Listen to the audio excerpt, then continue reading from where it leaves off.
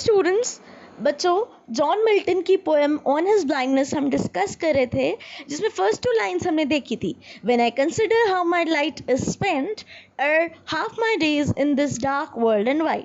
वो कहता है, जब मैं सोचता हूँ कि मेरी आंखों की रोशनी मेरी आधी जिंदगी होने से पहले ही चली गई, and that one talent which is that to hide lodged with me useless।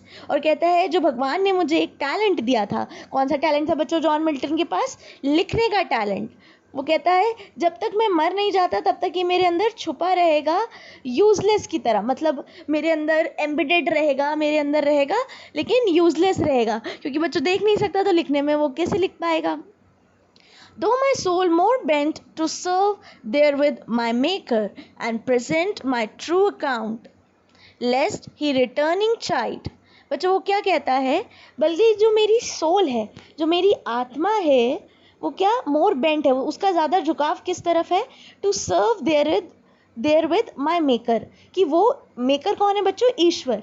वो कहता है कि मेरी आत्मा का झुकाव है कि मेरे को बनाने वाला जो है, यानी जो ईश्वर है, मैं उनको सर्व कर सकूं, मैं उनके लिए कोई काम कर सकूं। ठीक है। And present my true account. बच्चों आपने भी सुना होगा कि हमारे मरने के बाद हमारा एक लेखा जोखा बनाया जाता है, हमने कौन से अच्छे काम किए, हमने कौन से बुरे काम किए। तो वो कहता है कि मेरी आत्मा की ये इच्छा है कि वो ईश्वर को सर्व करे और अपना असली अकाउंट दिखाए उनको कि मैंने ये कार्य किए। लेस्ट ही रिटर्निंग चाइल्ड।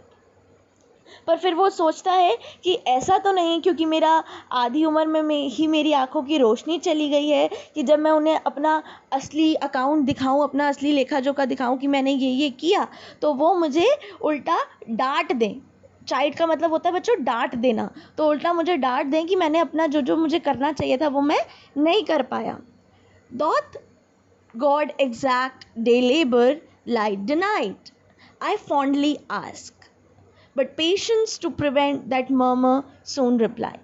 बच्चों क्या होता है फिर इसके माइंड में एक ख्याल आता है, कहता है डॉट गॉड। डॉट का मतलब पुरानी इंग्लिश में बच्चों होता है डज या डू।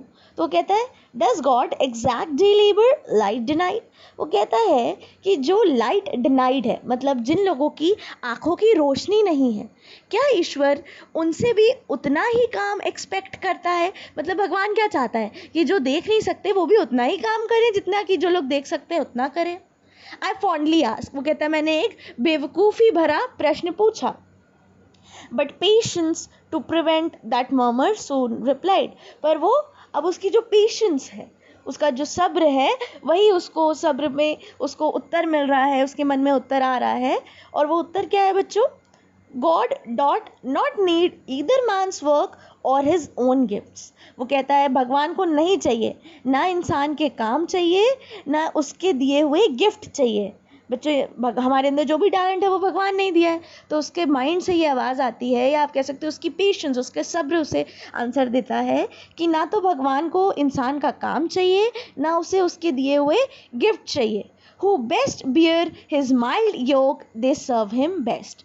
जो सबसे अच्छे से उसके द्वारा दिए गए छोटे छोटे दुखों को झेल सकता है, जो व्यक्ति अच्छे से भगवान द्वारा दिए गए दुखों को झेल सकता है, वो उसकी सबसे अच्छी सेवा कर रहा है। That serve him best. His state is kingly, thousand at his bidding speed, and post over land and ocean without rest। They also serve who only stand and wait। वो कहता है भगवान का जो स्टेट है वो किंगली है, भगवान राजा हैं, ठीक है। और हजारों लोग, हजारों देवदूत खड़े हैं उनके एक इशारे पे ज़मीन और आसमान पे दौड़ के काम करने के लिए। उनकी जब तक मतलब उनकी आज्ञा का पूरा पालन नहीं कर लेते, जो उन्होंने काम कहा है वो पूरा कंप्लीट नहीं कर लेंगे, तब तक ऐसे हजारों देवदूत हैं जो दौड़ते रहेंगे इधर से उधर, उनकी आज्ञा का पालन करेंगे, उनके लिए काम करेंगे।